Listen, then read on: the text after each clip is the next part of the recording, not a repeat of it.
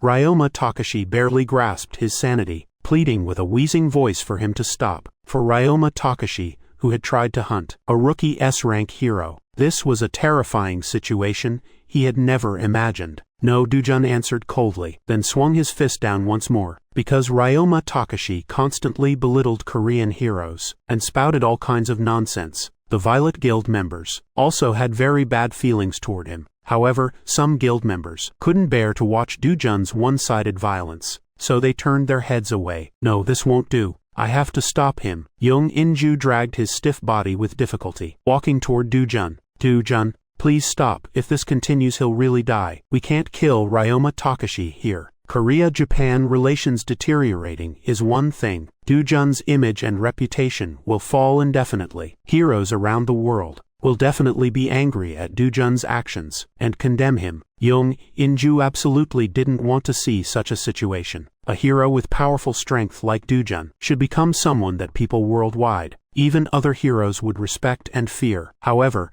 if he killed Ryoma Takashi here, he would only become a hero known for cruel violence. He would no longer be a respected and admired hero, but merely an object of fear. Of course, Dujun wasn't the type to care about such political relationships. What's the big deal about just killing him? He simply wanted to eliminate people like Ryoma Takashi. Dujun's fist struck Ryoma Takashi's abdomen again, already like a torn rag. Ryoma Takashi now could do nothing except tremble from the impacts to his body. So Young Inju believed if he took a few more hits, his life might truly be in danger. Please, I beg you, please stop. Young Inju grabbed Dujun's arm. Hyeon Juyin also hurriedly tried to stop Dujun. Dujun, there's no need to harm yourself. For someone like this, please stop. Hyeon Juyin also joined in embracing him. Only then did Dujun's fist stop. These kinds of people should be eliminated completely. Otherwise, they'll always try to climb up, Dujun said in Japanese, as if speaking for the Imperial Guild members to hear. This was a warning, and a very strong warning, that threatened their very lives. The Imperial Guild members who met Dujun's gaze, all without exception, were trembling, hastily bowing their heads. They had definitely felt it to their bones today. Young Inju spoke more urgently than Hyeon Juyin. Hey, if you want to live, answer me properly. You'll never try to climb up again. Hearing Young Inju's shout, Imperial Guild members nodded in unison without hesitation. Even so, Dujun still looked at them with dissatisfaction. They all bent over and bowed respectfully without exception. This was complete submission. The one they worshipped as a god. Anyone other than Ryoma Takashi hadn't been able to make a single move before being beaten one-sidedly into a bloody mess. So besides fear and terror of Dujun, they had no other thoughts. They couldn't even think about resentment. And this appearance was the true face of Imperial Guild members. Infinitely weak before the strong, but even more aggressive toward the weak. Despicable. Look, from now on every time they see Dujun,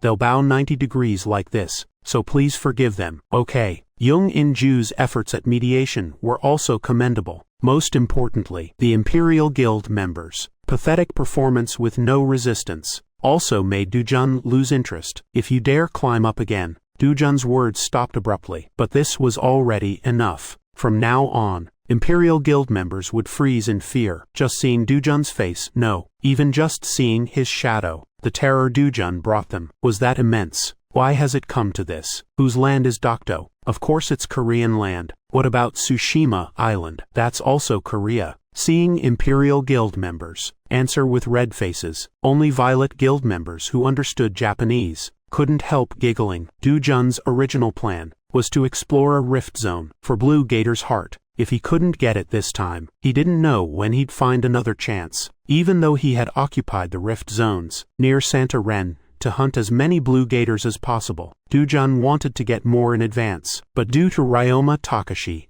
and the Imperial Guild, he had to change his itinerary. No matter what, Dujun had beaten an S-rank hero half to death. He had to at least provide an explanation. That's how it happened. Hearing Young Inju's words, Chairman Daniel Lopez said nothing. His statement could be summarized as follows. Ryoma Takashi and Imperial Guild provoked first. 2. Fighting broke out. 3. Ryoma Takashi and Shunchi were beaten nearly to death by Dujun. Chairman Daniel Lopez's gaze naturally turned to Dujun, an expressionless person, a young man tasting Brazil's finest coffee. Is this believable? None other than Ryoma Takashi himself. Japan had a total of 9 S-rank heroes. Ryoma Takashi was a powerful hero who could rank in the top 4 by individual ability alone, if you considered the full strength of the Imperial Guild that worshipped him as a god. You could say he possessed power enough to compete for the strongest in Japan, and such a Ryoma Takashi and Imperial Guild had been completely defeated by a young Korean hero who had just become S-rank. Who could accept such a statement at face value?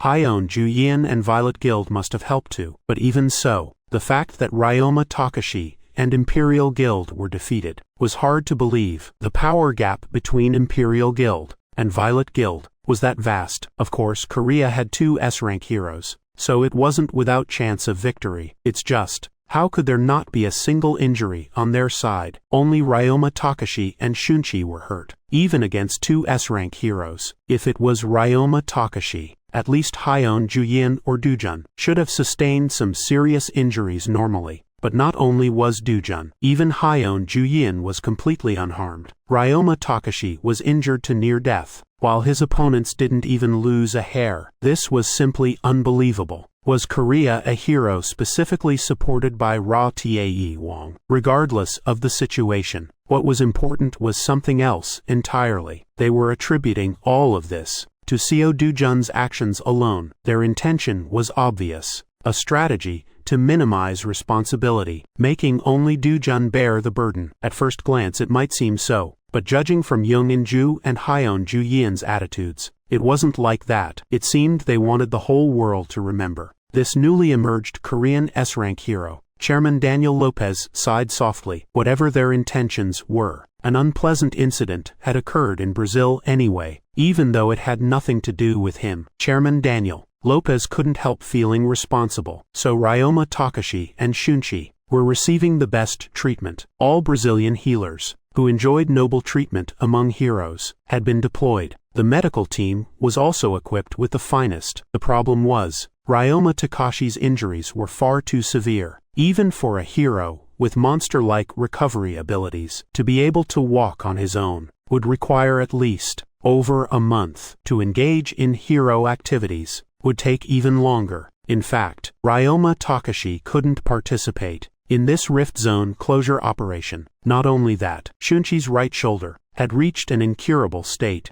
To normally engage in hero activities would require at least 1 or even over 2 years. I knew Korea and Japan's relationship was bad, but I didn't expect such cruelty. Chairman Daniel Lopez frankly said he had no good feelings toward Korean heroes, although it was a problem caused by their internal emotional disputes. They always believed the victims were themselves. More detailed investigation will be conducted separately. This is Japan's business. After all, it's their own country's hero who was injured. Japan cannot just stand by. I understand. Hearing Young In-ju's response, Chairman Daniel Lopez nodded. Setting that matter aside, this operation has become difficult. Saying this, Chairman Daniel Lopez looked toward Hyeon Ju-yin. Hyeon Ju-yin stared at Chairman Daniel Lopez, as if asking what he meant. Korea and Japan were the only ones to occupy the rift zones near Santorin first, so we hoped both countries' heroes could cooperate to blockade those areas. Between the two countries, Japan naturally had the highest expectations. If we evaluate coldly and objectively, Ryoma Takashi and Imperial Guild's combat power was indeed superior to Korea's. Korea has 2 S-rank heroes, but actually nothing else noteworthy. Of course, the power of S-rank heroes is enough to surpass over 100 A-rank heroes. This is an undeniable fact. It's just that even setting aside Hyeon Ju-yin, Korea's poster hero, Dujun, who recently obtained S-rank status, has never had his combat abilities truly proven. So naturally Japanese heroes were given higher expectations, especially Dujun. He's a rookie S-rank hero, without any notable achievements. Therefore, inside rift zones where various variables emerge, he received particularly harsh evaluation. Hyeon Ju-yin clearly understood Chairman Daniel Lopez's words. The meaning was, you guys beat up the Japanese heroes, so you'll handle the rift zone blockade operation yourselves. Perhaps sensing Hyeon Ju-yin's gaze, Chairman Daniel Lopez continued, as if making excuses. I know this isn't an easy task. Even with Japanese cooperation, the chances of success weren't high, so what we hope for is to buy as much time as possible before other rift zones are sealed. Chairman Daniel Lopez believed this level was achievable, simply delaying time, that is, patrolling the rift zones near Santa Ren, just to reduce monster numbers. This is also the most realistic method currently. We'll do our best. Chairman Daniel Lopez smiled with satisfaction at Hyeon Ju-yeon's complaint-free response. What could there be to complain about anyway? Reaping what you sow. We'll also do our utmost to lighten your burden as soon as possible. The conversation ended there. Young In-ju and Hyeon Ju-yeon stood up first. Do-jun followed suit. Do-jun hadn't said a word during the entire conversation, just drinking coffee. Chairman Daniel Lopez thought Do-jun was tall and handsome, but his cold expression gave off a strange feeling. Chairman Daniel Lopez watched Do-jun's back as he left his office, then rubbed his face with both hands. The rift zones near Santa Ren are also Brazil's problem, so no heroes in the world were willing to occupy there first. Fortunately, Korea occupied it first. Then Ryoma Takashi also joined. I had high hopes originally, but those hopes turned to bubbles. As a result, Santa Ren's problem can be postponed temporarily. No choice, reaping what you sow. Chairman Daniel Lopez thought, if other countries' heroes now expressed willingness to provide support, that would be fine. Otherwise, he could only watch Korean heroes bear the burden of rift zones near Santa Ren with their own strength. The problem with Brazil's association has been resolved cleanly. Japan will definitely be red-eyed with rage after the economic retaliation measures. Korea and Japan's relationship had been in the worst state. Even without that, they could be considered sworn enemies. Now everyone in the world knew they had turned against each other. So, Ryoma Takashi's matter definitely couldn't be easily dismissed. Do-jun easily resolved Young In-ju's worries. Just settle it with the parties involved. What does that mean? If Ryoma Takashi and Imperial Guild admit their mistakes, won't there be no problems? How is that possible? That's true enough, but would Ryoma Takashi really do that? Young In-ju felt it couldn't be that easy. Completely possible. Facing Do-jun's confident answer, Young In-ju felt he lived quite carefree. Imperial Guild members have intense fear and terror of Do-jun, so perhaps they can be controlled. But Ryoma Takashi can't be like that. Because of S-rank hero's pride, he'll definitely try every means to resist. Anyway, thanks to him, hunting in the rift zones became much easier. Facing Do-jun's completely different, carefree and relaxed manner of speaking, Young In-ju could only smile bitterly with resignation. Do-jun, let's have a chat. Hearing Hyeon Ju-yeon's words, Do-jun looked at her as if asking, what about? Sister, sorry. Excuse me for a moment. Meaning you have something to say behind my back, right? Though Young In-ju spoke as if hurt, he still obediently stepped aside. After only the two of them remained, Hyeon Ju-yeon carefully opened her mouth. About Ryoma Takashi's matter, I keep feeling he seemed to be targeting you specifically. Perhaps Do-jun also couldn't be certain, but the situation was indeed somewhat coincidental. Ryoma Takashi appearing suddenly with Imperial Guild. That's right, the hostility he showed toward you, though it wasn't clear if it was because of Hyeon Ju-yeon, was also suspicious. Just simple hostility, launching attacks that could kill opponents. If it was because Do-jun destroyed Shunchi, that would be understandable, but before that, Ryoma Takashi had coldly abandoned him. That felt very uncomfortable. So no matter how you consider it from his perspective, Ryoma Takashi's attack seemed too intense. Anyone would think he was either a sworn enemy or acting on someone's orders. Did you sense it too? Not sure, just a feeling. Hearing Do-jun's response, Hyeon Ju-yeon bit her lip and hesitated for a while, then opened her mouth as if making a decision. I have someone I suspect. Who? Do-jun asked casually. If it were someone else, they should have been glaring intensely by now, demanding answers. But Do-jun appeared so calm, making it hard for Hyeon Ju-yeon to read his emotions. Kong Un-sok has deep connections with Ryoma Takashi, right? Even when Kong Un-sok's name was mentioned, Do-jun's emotions didn't change at all. Did you anticipate this? No. Then why aren't you surprised? It's just suspicion, isn't it? I just want to know the exact truth, and I'll know it soon. How will you know? The guy acting on orders will confess himself. Do you think Ryoma Takashi will confess? Of course. Seeing Do-jun's matter-of-fact response, Hyeon Ju-yeon shook her head helplessly. Ryoma Takashi isn't someone easy to deal with. He won't easily submit to you, like Imperial Guild members. Moreover, if he believes he's currently under protection, he'll try every means to retaliate. Let's wait and see. Where does that confidence of yours come from? She genuinely wanted to ask why he was so confident. To Hyeon Ju-yeon's question, Do-jun didn't answer, just smiled. That night, Do-jun went to the hospital room where Ryoma Takashi was staying. It was a very luxurious place, with tight security as well. Brazil's association was obviously taking special care. Do-jun entered Ryoma Takashi's room without any obstruction. Though he was the assailant, Do-jun's identity was established. And besides, no matter how bad the feelings, one couldn't attack a patient lying in bed. The surveillance cameras installed in the room also served their purpose, since it was real-time monitoring. Even letting Do-jun enter the room alone wouldn't cause major problems.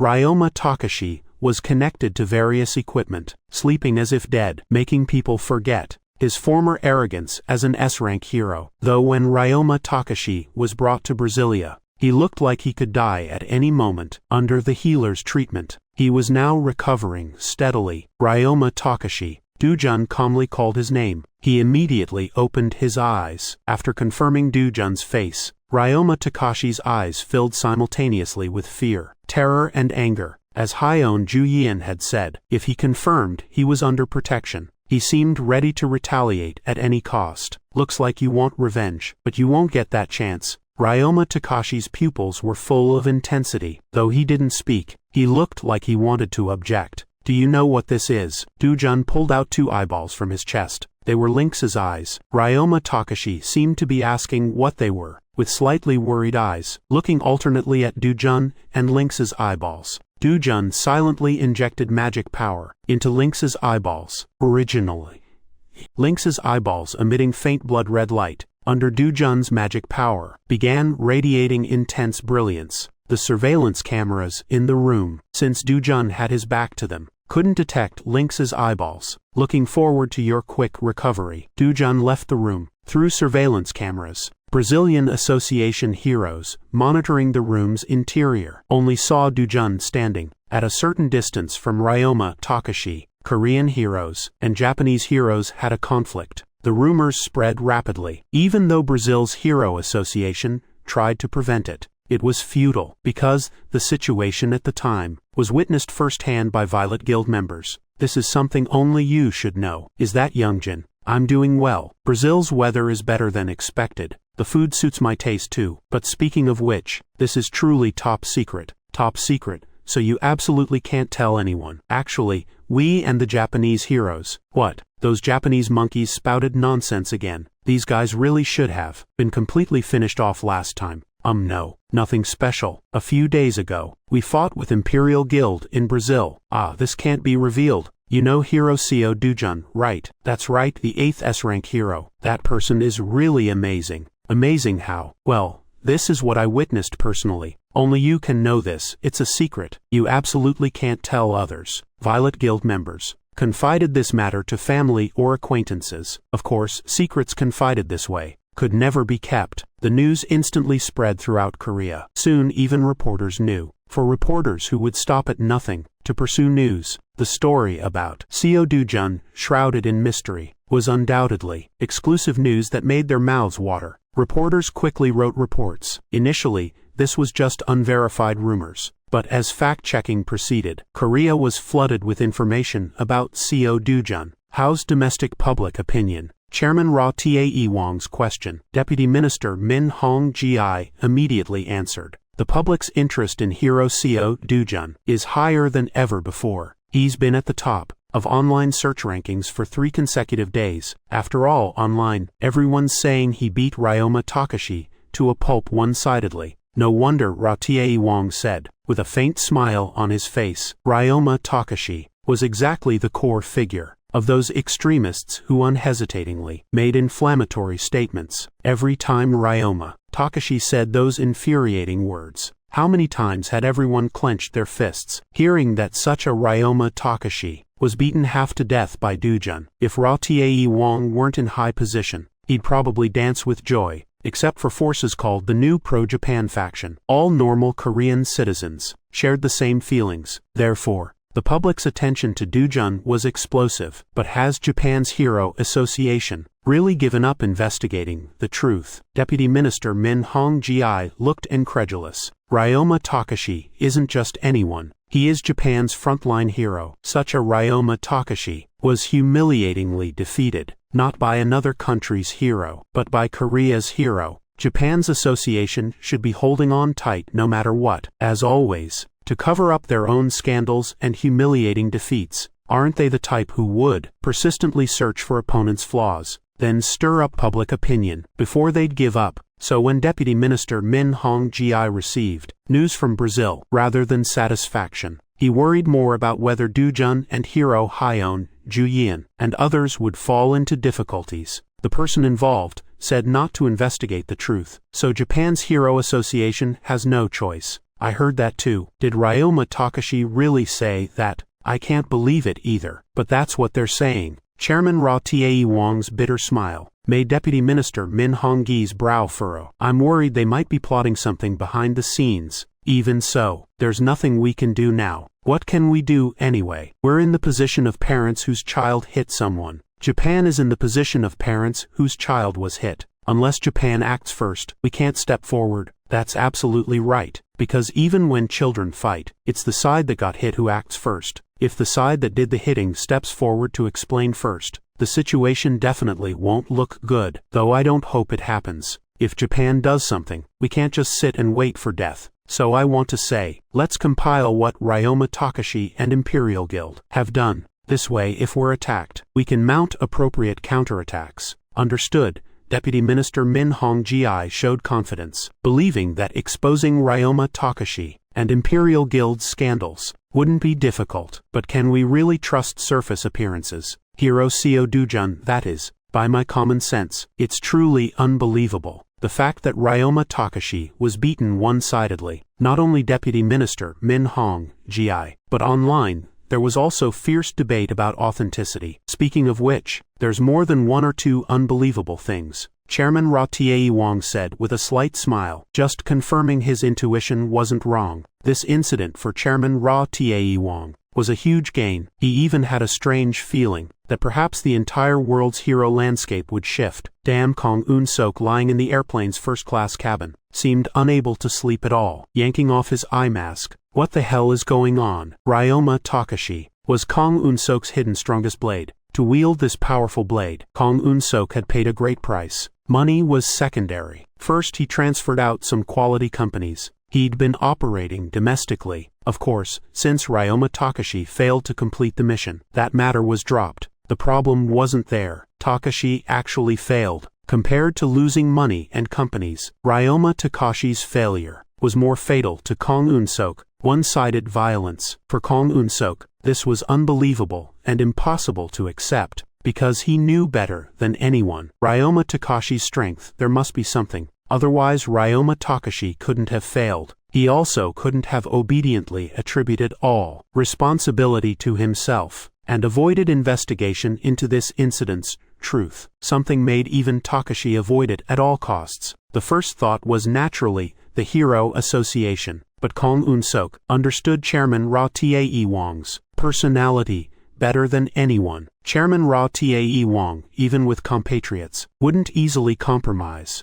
nor was he someone who'd act beyond bounds. In other words, if the rumors were true, no matter what, it was Seo Dujun one-sidedly beating Ryoma Takashi, so he wouldn't protect Seo Dujun. That is to say, Chairman Ra Tae-wong hadn't exerted influence behind the scenes. Damn, I don't know anything. This is killing me. Anyway, one thing was certain. He had to get Seo Dujun's blood completely on his own hands, and due to Ryoma Takashi's failure, in Kong Un-sok's mind, was deeply carved the notion of needing more cautious and thorough action. Though things have become complicated, Brazil's sky will be the last sky. You bastard Seo Dujun can see. This point won't change. Kong Un-sok was very confident, because he had the most reliable method that could definitely kill anyone, including Seo Dujun. The first Brazil Rift Zone blockade operation. Only 1 day left. 2 days ago, heroes from around the world gathered. in Sao Paulo for this operation. The atmosphere was very chaotic, even though Brazil's Hero Association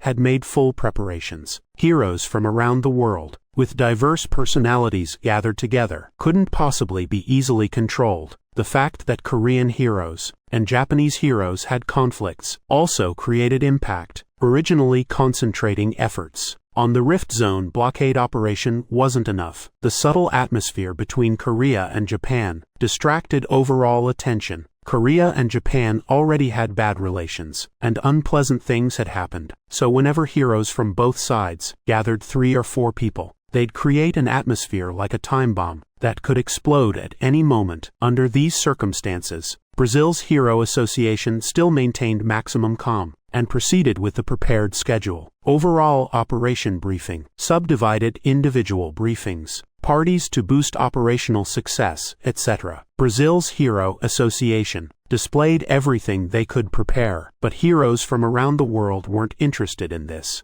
They were interested in Korean heroes who had beaten the world-renowned and proven powerful Ryoma Takashi with indiscriminate violence. It was due to attention on Seo Dujun. Heroes weren't different from ordinary people. Rather, because they existed in the same world, their attention was even higher, stealing the spotlight everywhere. Young Inju shook his head at the heroes' concentrated gazes. Having come to the hotel buffet to eat, while dining, they also stared directly at Dujun. This had been bothering him for more than a day or two. It was already the 3rd day. Everywhere they went, the intense gazes around them made Young Inju's cheeks burn, even though he wasn't the person involved. Of course Dujun was different. No matter how many people watched him, he just held his plate and took the food he wanted to eat. That person isn't ordinary either, right? Young Inju poked Hyeon Juyen's arm beside him and said this, indeed different from ordinary people like us. Ordinary, haha. Speaking of which, compared to him, we really are quite ordinary. Not knowing what was funny, Young Inju chuckled. Just then, Young Inju suddenly stopped laughing and frowned obviously. Juyin, that fox is coming again. Go stop her quickly. Stop what? Look, that fox is making eyes at Dujun. Look at her clothes. Half her chest is exposed. What did she eat to have such big breasts? E-cup. E-cup is also possible. Maybe even bigger than I imagine. Young Inju compared with her own chest and frowned for no reason. A slim, voluptuous, blonde, blue-eyed white beauty sat across from Dujun, who had just gotten food. Gloria Taylor. She was America's S-rank hero and a woman who never missed the annual World's Most Beautiful Hero rankings. And Gloria Taylor is 1 year younger than me. Hyeon Juyin, as Young Inju said, felt very uncomfortable with Gloria Taylor's chest that seemed about to burst. Oh my, that guy is definitely a man. Can't take his eyes off. Young Inju confirmed. Dujun's gaze wasn't on Gloria Taylor's face, but occasionally drifted downward, so she pouted disappointedly. What are you doing? Go guard him quickly. Seeing Dujun and Gloria Taylor talking about something, Young Inju couldn't watch anymore, and pushed the back of Hyeon Juyin, standing there dazed, half pushed, half persuaded. Hyeon Juyin walked in front of Dujun and Gloria Taylor, to her just standing there awkwardly. Are you here to order? Dujun's first words made Hyeon Juyin's face turn bright red. What are you saying? Then why are you standing like that? Hyeon Juyin realized she was standing at someone else's dining table in the buffet area without taking a plate, and hurriedly turned to leave. Haven't eaten yet. You eat first, Dujun said, standing up from his seat, and began putting food on a new plate. Sit, Gloria Taylor smiled and said to Hyeon Juyin, who hesitated to sit down. It would be somewhat embarrassing to just turn and leave. So Hyeon Juyin had to sit in the seat next to Dujun. The plate was neatly arranged with completely untouched food, evenly distributed by color and seasoning, like someone who ate buffets their whole life. Neat and beautiful. The more I look, the more he seems like a good person. Gloria Taylor said this while looking at Dujun, who was getting new food. Haven't you only met a few times? Hyeon Juyin asked back for no reason. Gloria smiled gently. Gloria's smile caused fanaticism, not only in America, but globally. Even Hyeon Juyin, being female, found it very beautiful. Some people you can understand with just one look. Some people you can't understand even after years. Castle appears cold and ruthless on the surface, but inside he's warmer than anyone. I can sense it, Castle. Hyeon Juyin tilted her head Gloria immediately answered, "It's his American name." American name. Hyeon Ju-yeon didn't know why she felt bad, especially that it wasn't just anyone, but Gloria, who knew his American name before her. She didn't even know this name. This fact made her very unpleasant. Castle crunch. Crunch. Hyeon Ju-yeon's fork movements seemed more neurotic than ever. 23.61%. It's rising quite fast indeed. The blonde man confirmed the values on his device and said with satisfaction, compared to when he first arrived here, the values had increased considerably. Though reaching the first target of 30% wouldn't take too long, the man's eyes twisted, with unclear wrinkles. Creatures inferior to insects have gathered. I really want to eliminate them all. But now isn't the time. First, before reaching the first target of 30%, drawing attention has no benefits. Can't continue like this, the blonde man muttered to himself, then began chanting in an incomprehensible language. About 30 seconds later, a pitch-black circle appeared beneath the man's feet. Soon the circle began filling densely with strange characters. Woo, accompanied by earth-shaking vibrations. A massive black beam of light shot up from the circle toward the sky, as if to pierce the heavens. Swish, swish, swish, swish, swish. Then, the black beam split into dozens, spreading in all directions. This happened in just 2 or 3 seconds. The surroundings returned to their former calm, as if nothing had happened. The blonde man also vanished without a trace.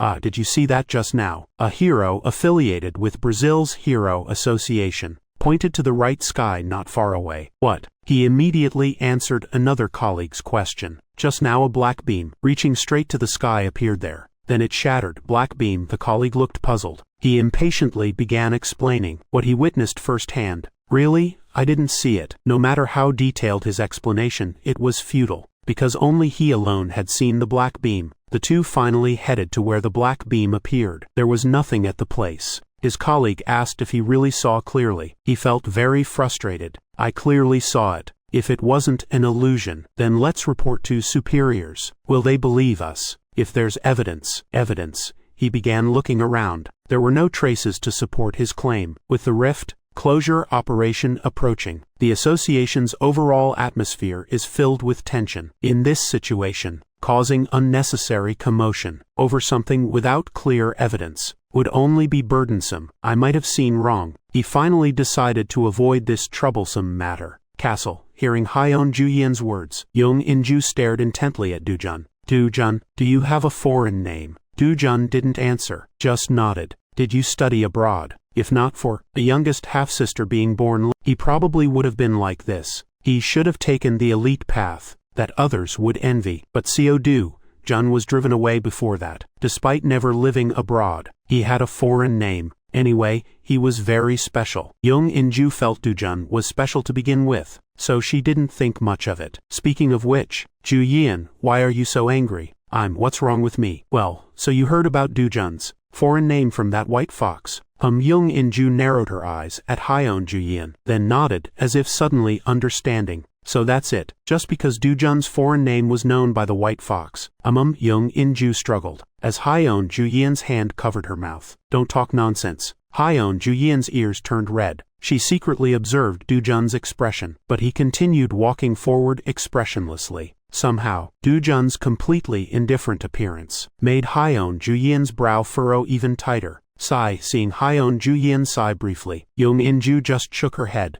Who's the romantic novice? Oh. She wished she could personally guide her, but romance ultimately depends on oneself. Young In-ju silently supported Hyeon Ju-yeon from behind, hoping she could have a beautiful romance. After many twists and turns in Sao Paulo, everything finally ended, as Chairman Daniel Lopez had declared, including Do-jun, Hyeon Ju-yeon, and all Violet Guild members, headed to the rift zones near Santa Ren, without any support. The purpose was to buy time, while other heroes sealed rift zones in other areas. Their only task was to patrol the rift zones near Santa Ren, control monster numbers, to prevent the rift zones from losing control. Unlike Chairman Daniel Lopez, who thought this might be somewhat difficult, Do-jun's group believed, even if the purpose was to close rift zones, this wasn't an arduous task. It really was such a task, until they began formally hunting monsters in the rift zones. Is there something strange over there? A Violet Guild member pointed to the area around the rift zone entrance that had turned black.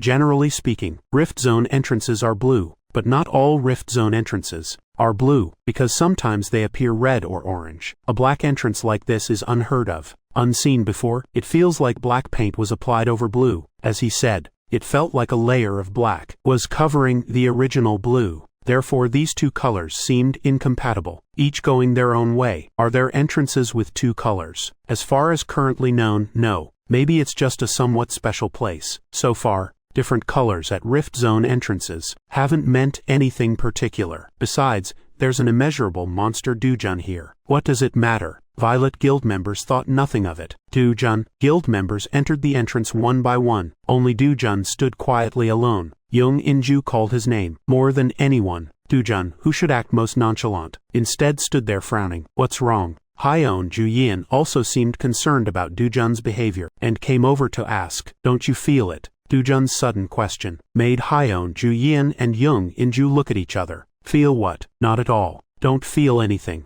The two communicated with their eyes. Meanwhile, Dujun took another step toward the Rift Zone entrance. He clearly sensed the different magic power concentration. The closer to the Rift Zone, the denser the magic power concentration. For comparison, it was like emerald-colored seawater that originally reached the ankles, suddenly turned pitch black, unfathomably deep. Let's go in and see. Dujun walked into the Rift Zone. What exactly did he sense here? Young Inju and Hyeon Juyin, muttering incomprehensible words, walked into the Rift Zone, immediately felt that dense magic power that seemed to crush their entire bodies. And this wasn't just Dujun's, Hyeon Juyin's and Violet Guild's experience. Any hero entering Rift Zones within a 500-kilometer radius centered on Santa Ren could feel it. What's happening? My body suddenly became heavy. You too? Me too, huh? Isn't it just me feeling this? Why is it suddenly like this? Violet Guild members' experiences varied. Some felt gravity had increased more than usual. Some felt their bodies were submerged in water. Others felt like wearing several soaked winter coats. The sensations differed slightly, but one thing was common: heavy bodies. This was a weight never experienced since awakening as heroes. Dujun felt the same. Due to the overly dense magic power, the oppressive feeling on his body was clearly perceivable. This magic power density had never been experienced even in Parthia Forest. Most importantly,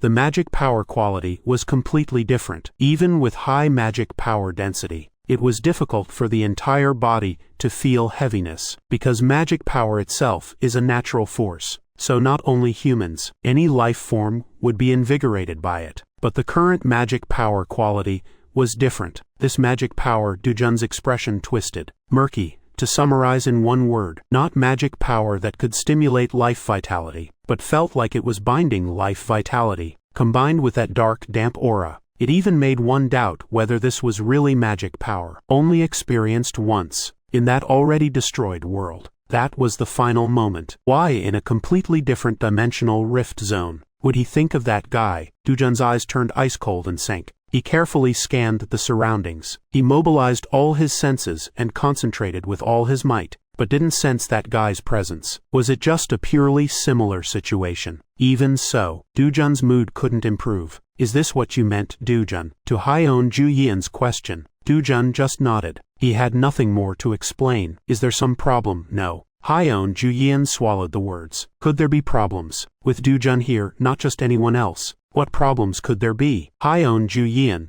to dispel baseless anxiety, approached Young Inju. Young Inju expertly corrected the chaotic atmosphere. Let's just consider it this Rift Zone's characteristic. Occasionally there are places like this, right? What's clear is, Brazil itself couldn't solve it. That's why they asked for our help. Remember this point. Everyone needs to stay alert. Hearing Young Inju's words, guild members began jumping in place or stretching to adapt to the environment and shake off the heavy feeling. Young Inju first checked the map obtained from Brazil's Hero Association. This Rift Zone also has no boss monsters. However, there are 3 guys equivalent to sub-bosses here. Hearing about 3 sub-boss monsters, no one felt surprised, though they already knew in advance. More importantly, they trusted Dujun Blue Gator. We've already fought it. No need for me to say, you know. The remaining 2 guys are Nanoceratops and Belacryla. Nanoceratops looks very much like the dinosaurs children love. especially the three-horned triceratops. It's a monster easily found not only in Brazil, but also in Europe and South America. Belacrula is the guy called king spider, can be found in Southeast Asia. A complete nanoceratops horn is worth at least 3 billion, right? Belacrula's silk sac is also in short supply, right? Unlike blue gator, nanoceratops and Belacrula were also monsters that made Violet Guild members salivate, because nanoceratops horns had high utilization value as weapons, and besides combat suits,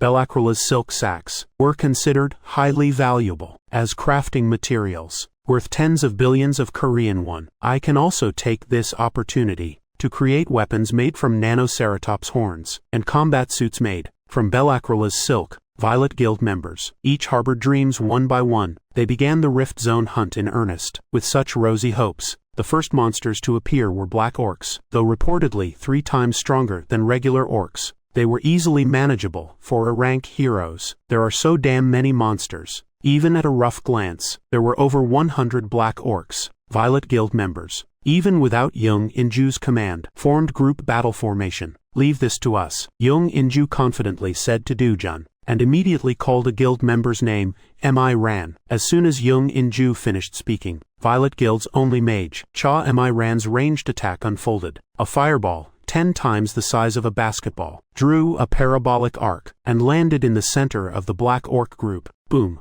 Accompanied by a massive explosion. Sparks flew like arrows. She believed just one attack would kill at least 3 or 4 on the spot. The explosion's after effects would cause varying degrees of damage to more black orcs. Her expectations turned to bubbles. Not a single black orc was injured. Even the black orcs that took the fireball head-on were only slightly singed. No, impossible. Cha Mi Ran received the greatest shock. The fact that her attack had no effect made her face turn pale. Just then, the black orcs raised their blood-red eyes and charged forward in unison. Don't panic, no matter what, they're just black orcs. Young Inju encouraged the panicked guild members and charged toward the black orcs first. Crack! Young Inju's swinging sword pierced directly from the black orc's collarbone into its abdomen. It's holding what should have been a body-severing attack. But this black orc before her was different. The sword could go no further and got stuck, as if saying he was different from previous black orcs she'd faced. Hiss! The black orc struck by Young Inju with a murderous roar, swung the crude iron sword in its hand. Young Inju unhesitatingly dropped her sword, letting the iron sword slash down. Young Inju, with flexible movements, dodged the black orc's attack,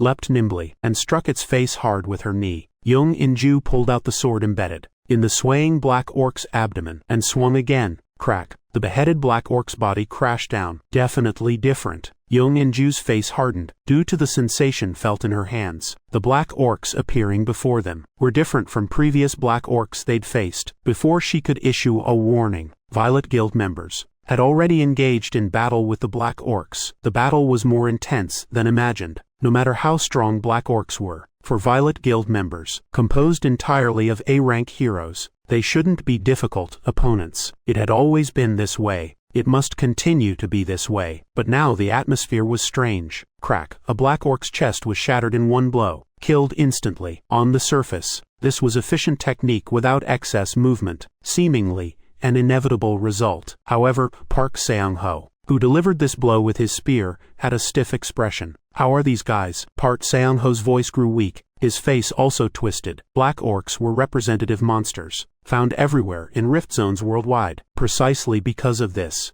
Park Seong-ho had fought black orcs countless times. He knew their weaknesses well, and methods to deal with them. So when black orcs appeared before him, he had no worries whatsoever. However, the black orc before him was somewhat different. No, far too different. Park Seong-ho looked at the spear in his hands. It was a grade 6 weapon, light yet well balanced, with an extremely small chance of explosion. As a special function, the enormous sum invested when purchasing this weapon could be said to be his entire fortune, and this choice seemed correct. The wealth he accumulated hunting numerous monsters far exceeded his investment. Black orc monsters should suffer fatal wounds from just a light scratch. It had always been this way. A black orc charged toward the motionless Park Seong-ho. In this black orc's eyes flickered the fierce light of human slaughter. It aimed at Park Seong-ho's back of the head and viciously swung down with a steel sword. Park Seong-ho's spear appeared to be in a daze, but suddenly swung upward, batting away the black orc's steel sword.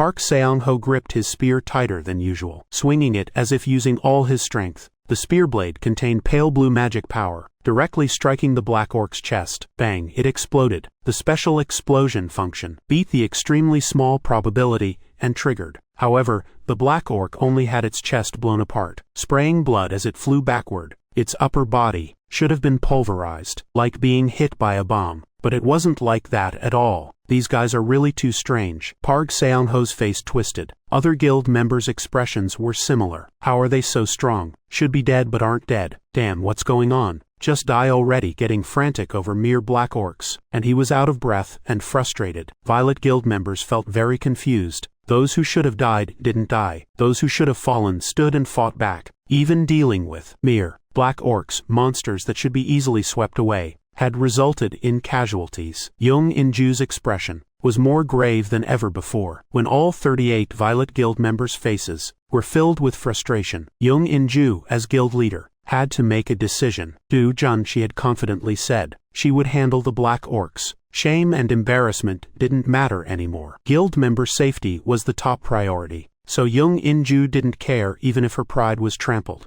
Originally, Hyeon Ju-yeon, who had been biting her lips due to Violet Guild members being at a disadvantage, hearing Young In-ju's call, immediately sprang into action. Crack, crack, crack. The moment Hyeon Ju-yeon's palm touched the black orc's upper body, it directly exploded. That was an S-rank hero's terrifying attack. Hyeon Ju-yeon's speed ranked second in Korea. No, now third. Incredibly fast, using speed as a weapon to approach opponents, then striking with magic power. This was Hyeon Ju-yeon's fighting style. In a word, she was a fighter type who engaged in ultra-close combat. People believed this hindered Hyeon Ju-yeon's progress in strength. For Hyeon Ju-yeon, who wasn't a muscular tough guy, but possessed beautiful appearance, this fighting style was unsuitable no matter what. Actually, she herself didn't like her fighting style. This was only because she had to make speed her specialty, so it became this way. But those who could disparage Hyeon Ju-yeon's fighting style were ultimately only fellow S-rank heroes. Even for rank heroes, Hyeon Ju-yeon was a powerhouse. They didn't dare have thoughts of opposing. As if to prove this point, once Hyeon Ju-yeon moved, black orcs died rapidly. In less than a minute, over 40 black orcs died at Hyeon Ju-yeon's hands. However, no one felt happy about this. My body is definitely abnormal. Though I knew the body felt heavy, I didn't expect the impact to be this great. Hyeon Ju-yeon had once swept 90 black orcs in 1 minute, so defeating only 30 in the same time this time shocked her. Why Violet Guild members would struggle. Why Young In-ju would request help regardless of pride. Hyeon Ju-yeon only understood after personally fighting black orcs that something was wrong. This is wrong. Even if Brazilian monsters were stronger than monsters from other regions, such a drastic change couldn't occur within just a few days. Anyway, with Hyeon Ju-yeon's intervention, the battle ended quickly, though no one was seriously injured. 5 guild members sustained considerable wounds. Is this reasonable? Are black orcs here special? Last time in the Rift Zone, black orcs were no match at all. Someone shouted in absurdity and anger. When they first arrived in Brazil and entered Rift Zones, black orcs were also handled by Violet Guild members. They hunted effortlessly and easily. Something's definitely wrong here. The Rift Zone entrance was already strange. Our condition is also definitely strange. It's like we're under some debuff. Is this a game? What the hell is a debuff? Is this a game or what? What does it matter? Reality is like this. Who could imagine this situation 10 years ago? It's an era where reality is more like a game. Guild members became nervous over trivial words and even got into arguments. Young In-ju had to step forward to calm them. Meanwhile, Do-jun was examining black orc corpses. Castle, did you see it? I guess this is what made them stronger.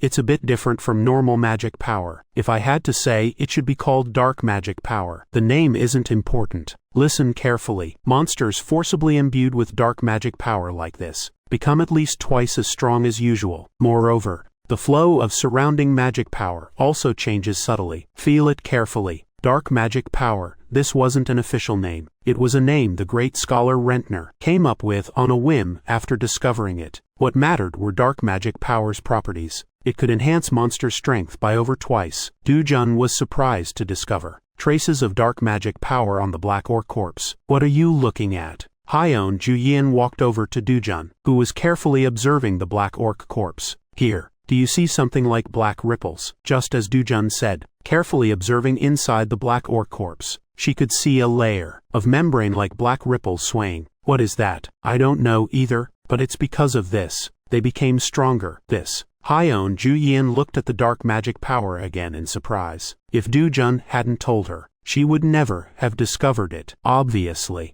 dark magic power couldn't be detected without careful observation. Why would dark magic power appear here? Dujun's expression was more grave than ever. The world of destruction also accelerated its destruction with the appearance of dark magic power. No, from the moment monsters fell from the sky, their bodies contained dark magic power. Not only that, as time passed, even existing monsters began containing dark magic power. As a result, monsters that could be easily dealt with became so powerful they were hard to handle. Was this just coincidence? Dujun didn't think so. This doesn't feel good. Maybe Dujun tried hard to interrupt his thoughts. This was something he absolutely didn't want to think about, and absolutely couldn't happen. Can't draw conclusions yet, but I think from now on, even the smallest things can't be overlooked. Starting with black orcs, swamp gargoyles and delcarts also became stronger. Swamp gargoyles swinging their rotting fingers tore through solid combat suits. Stones thrown by delcarts could riddle things with holes. At this point, Violet Guild members' hearts filled with fear. Though they had Dujun as powerful backup, that was irrelevant. Fear of monsters began to emerge. What if not just here, but monsters elsewhere are this strong too? What if this change isn't limited to Brazil, but spreads worldwide? Even A-rank heroes would inevitably find monster hunting difficult. B-rank to C-rank heroes might have to change careers. No, the hero ranking system itself would need complete revision. Current ranking systems would drop significantly, at least 2 ranks down. A-rank dropping to C-rank. Most heroes would taste unbearable disappointment. All systems and order would collapse. This would obviously have enormous impact on worldwide security, because even the current rift zone, monster waves were about to begin. That said, it won't reach that extent. This place is just slightly special. The entrance was already different. Obviously, though we don't know the reason. Only this rift zone is abnormal. A guild member said this to dispel anxiety. Right, if everywhere else became like this, that would truly be the end of the world. Haha,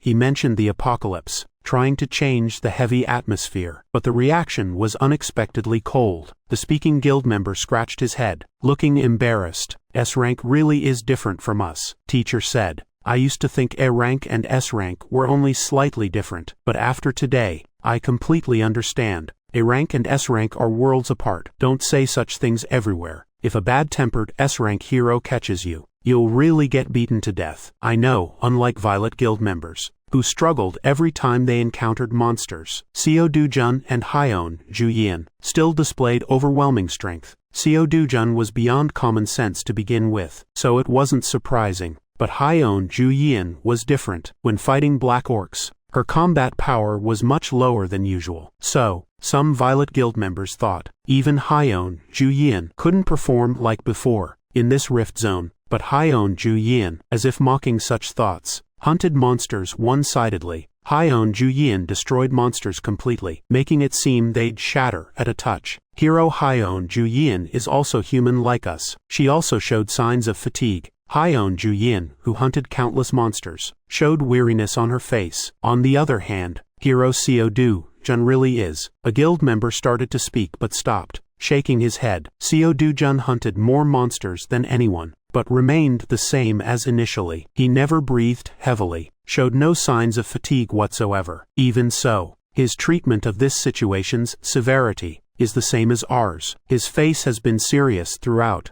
Speaking of which, last time in the Rift Zone, even when confronting Ryoma Takashi, how to put it, that unshakable composure, an expression that wouldn't move even if the world collapsed. But here it really changed. This situation should be the first time, so he probably senses the severity of the situation. While Violet Guild members rested and ate, Seo Dujun just observed the surroundings with a stern face, not eating. Facing Hyeon Juyin's question, Seo Dujun shook his head. No appetite. Hyeon Juyin wasn't hungry either. Even so, she only ate reluctantly, to prevent stamina decline, as much as possible. Eat a little. Hyeon Ju-yeon handed Seo Do-jun a convenient practical combat ration. Seo Do-jun had to accept it. That thing you mentioned, what is it? What exactly could make monsters so strong? She wasn't asking expecting an answer. She was just speaking out of frustration. Very simple, very simple. Hyeon Ju-yeon saw Seo Do-jun looking like he understood something.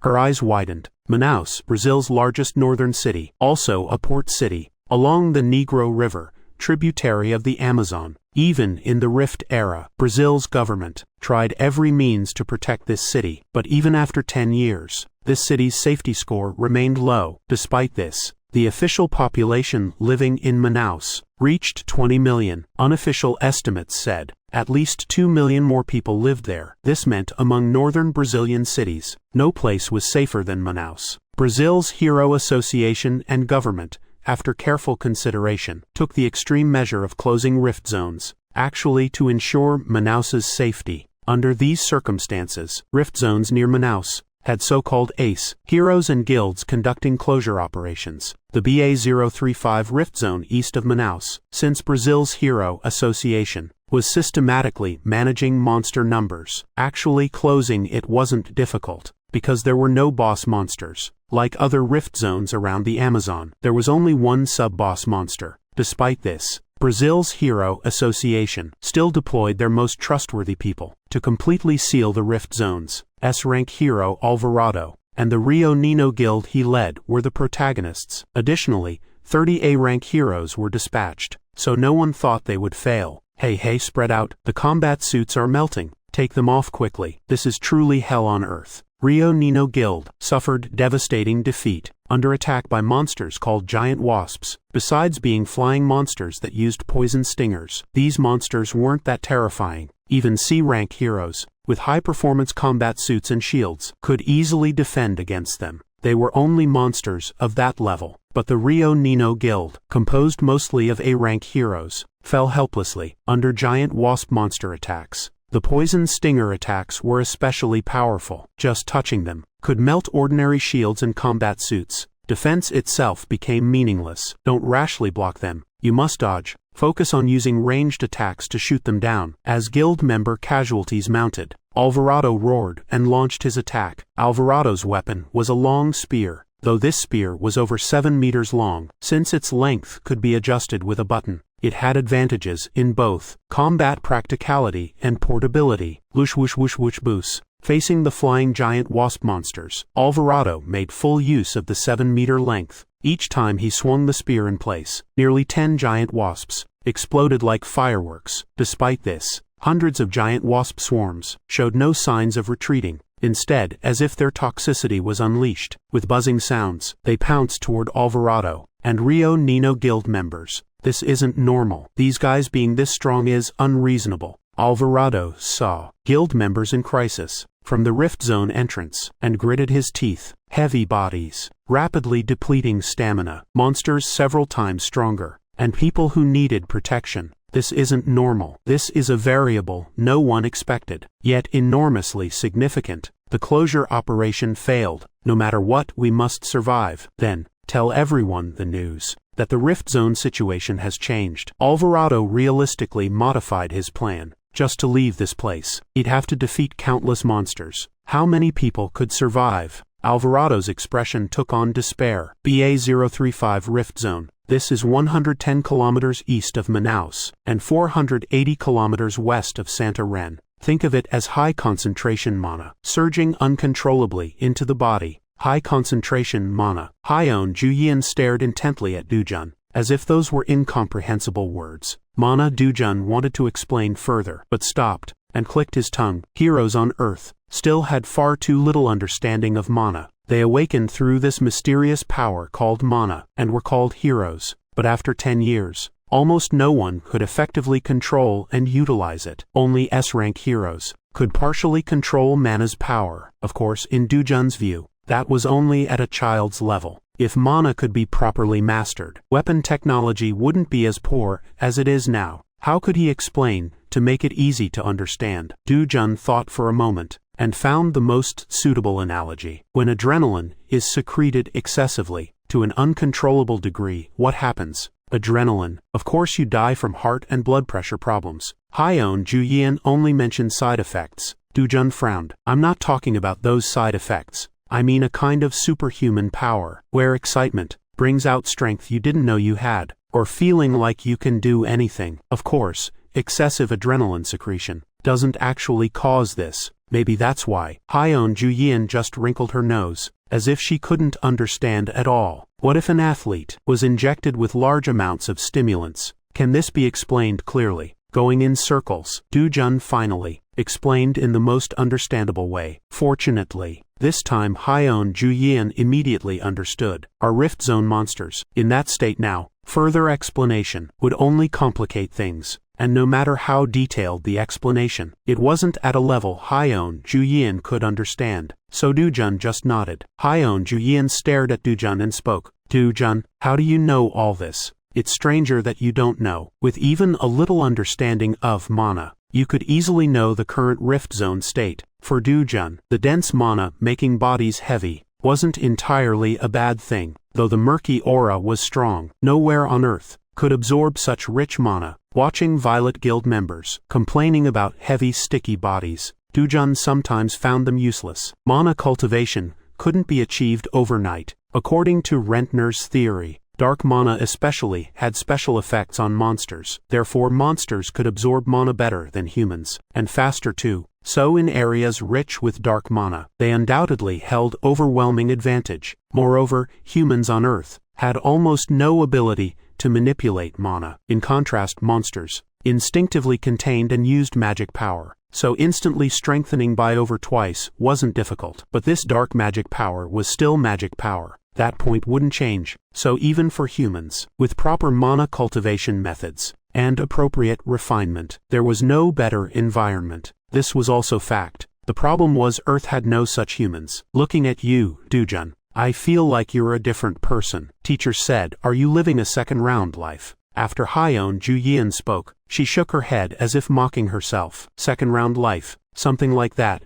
Dojun responded to Hyeon Ju-yeon's words with a faint smile. After eating and resting, Dojun's group continued hunting in the Rift Zones again. Violet Guild members could no longer provide much help in hunting. Even Hyeon Ju-yeon's stamina declined rapidly. Her combat ability drastically weakened. Ultimately, Dojun stood on the front lines hunting monsters. Even those monsters called Small Fry had been enhanced by over twice. So, how much had the sub-boss monsters' power increased? But even so, the powerful sub-boss monsters didn't have time to show off their strength before being instantly killed by Dojun. Just now in the 12th custom storage box lay the 12th Blue Gator heart. Ordinary monsters didn't even dare approach. Even black orcs had become abnormally powerful. Yet Blue Gator could still be one-shot. Violet Guild members didn't finish speaking, and looked at Dojun with admiration. After Dojun extracted Blue Gator's heart, the remaining Blue Gator byproducts were handled by Violet Guild members. Since they couldn't help with monster hunting, at least they had to take miscellaneous tasks seriously. But does this really have any effect? A guild member cutting Blue Gator meat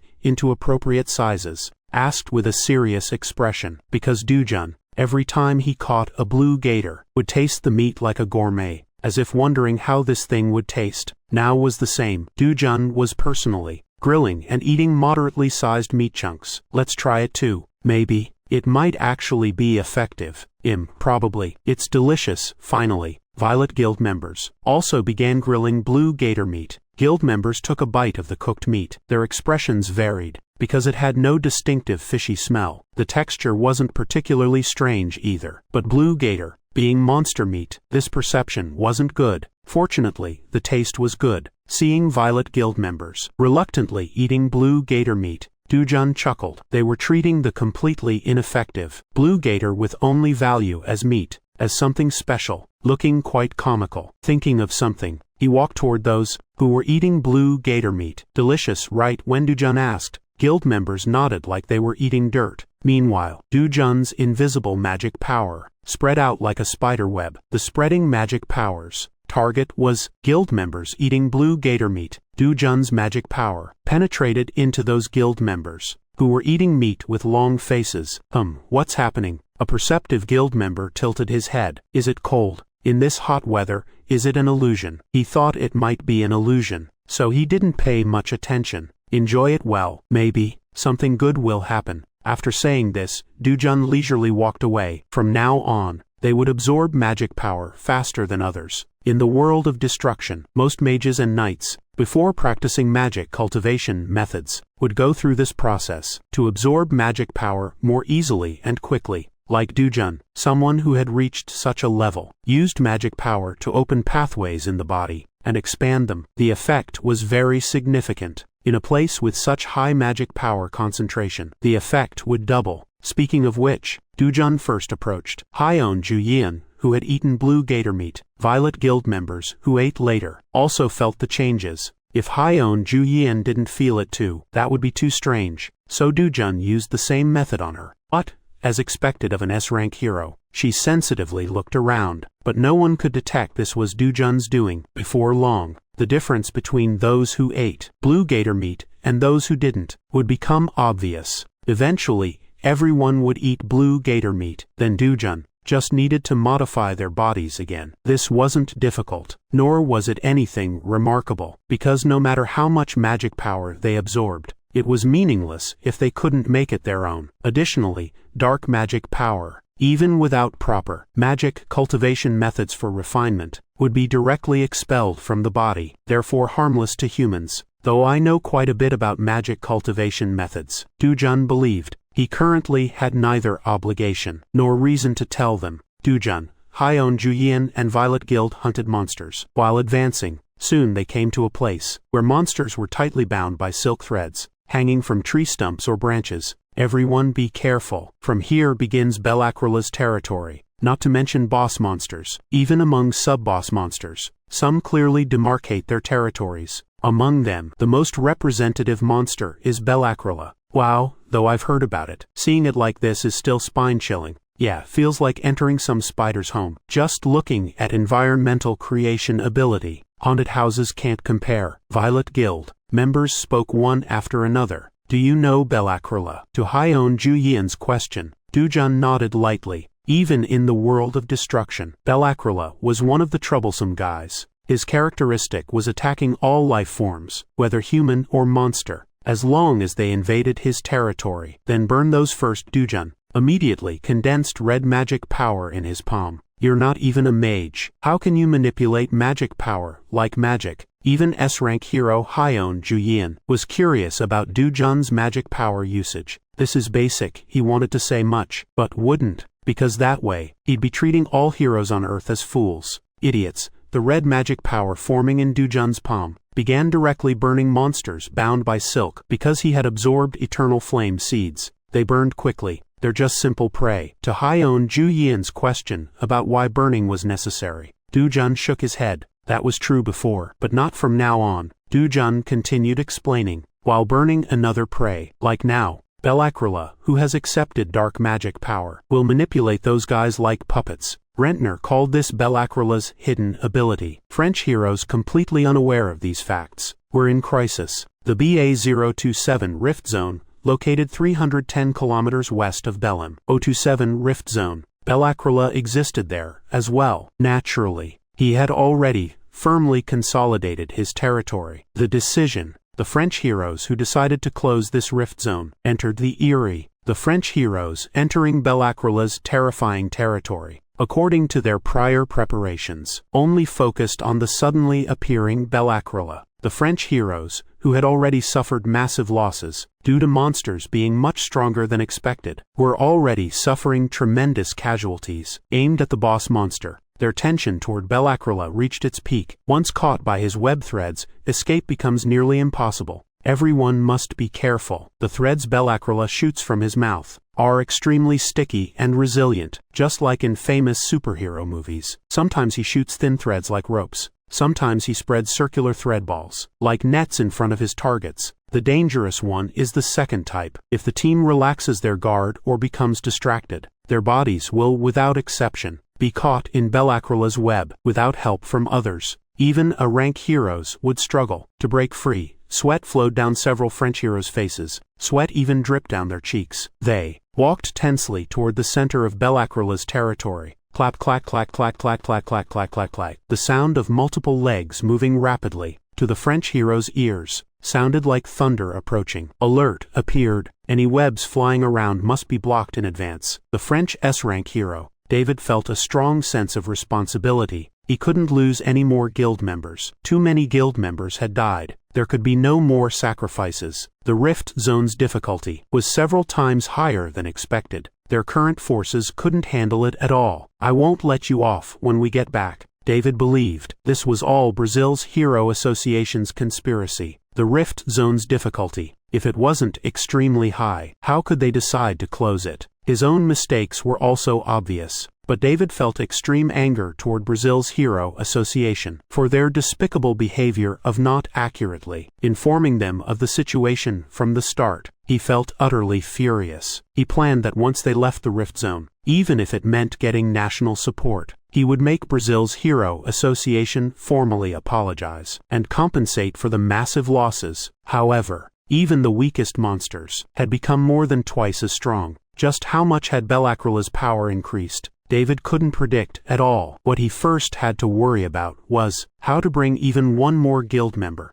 out of the Rift Zone alive. Thud thud thud thud. 4 threadballs flew toward the guild members behind David. Hearing David's shout, the guild members, as prepared beforehand, drew their daggers and accurately struck the threadballs. The threadballs, hit by the daggers, shattered before they could fully expand into complete webs. If you know in advance, he's not that much of a threat. Gurgle gurgle gurgle. A giant spider with what looked like 10 red gem-like eyes, a spider-shaped monster, appeared before the French heroes. Using his 8 slender legs, David drew his longsword for rear support and walked toward Belacrola. Even a sub-boss monster, before an S-rank hero's power, could only become insignificant. The Rift Zone's difficulty was too high. David couldn't estimate how much stronger the Belacrola before him would be compared to his expectations. But he never thought he would lose to a monster that wasn't even a boss. As long as he didn't let his guard down, he wouldn't fail. David thought this way, just as he was about to charge toward Belacrola. Rip rip rip rip rip something. The sound of something tearing began to echo. Over there, oh my god. The prey came back to life. Mi ra yao. Belacrola's prey, those monsters tightly bound by threadballs, one by one tore through the threads and began to move. Some monsters had their heads torn beyond recognition. Some had their entrails spilling out. Some with broken limbs limped along or crawled on the ground. What these monsters had in common was their pupils were completely empty, and they were all moving toward the French heroes. Facing this sudden situation, David was equally shocked and confused. Even as an S-rank hero who had hunted countless monsters and experienced various situations, he had never imagined that Belacrola's prey would come back to life. Belacrola's prey charged at them in forms more terrifying than ordinary zombies or gargoyles. The French heroes couldn't even make proper responses. David steadied his panicked emotions just as he was about to act. Thud thud thud thud. Belacrola instinctively knew the strongest enemy was David, so he launched an attack against him. Mere monster. David's longsword swung swiftly, cleaving Belacrola's threadballs neatly in half. Before an S-rank hero's blade infused with hazy magic power, the threadballs seemed so powerless. But Belacrola's attack was just beginning. Due to the power of dark magic, enhanced by more than twice, he found it difficult to fear Earth's S-rank heroes. David also quickly confirmed, through his battle with Belacrola, that his power was in no way inferior to his own. Meanwhile, the French heroes faced attacks from those monsters, who wouldn't stop moving unless their bodies were completely destroyed. Casualties increased one after another. No, impossible. At this moment, despair. David was entangled by Belacrola, unable to help his guild members. His face showed an expression of despair. 390 kilometers from Santa Ren in the Rift Zone. There, the French heroes encountered the greatest crisis of their lives. Crack. Choi Du-yom crushed a wriggling finger and frowned. If it wasn't for hero Seo Du-jun, really Choi Du-yom seemed to feel horrified, just thinking about it, and shuddered. I'm just saying, imagine all those prey moving around alive. It would be this year's greatest horror. Wang Jinju also agreed, shaking her head repeatedly. But honestly, even if monster corpses came back to life, there wouldn't be any problem, right? Park Seong-ho said, pointing with his chin at the giant Belacrola ahead, both legs severed, crying in terror. Gurgle gurgle. If one could understand monster language, he was probably begging for mercy. but no one could understand monster language.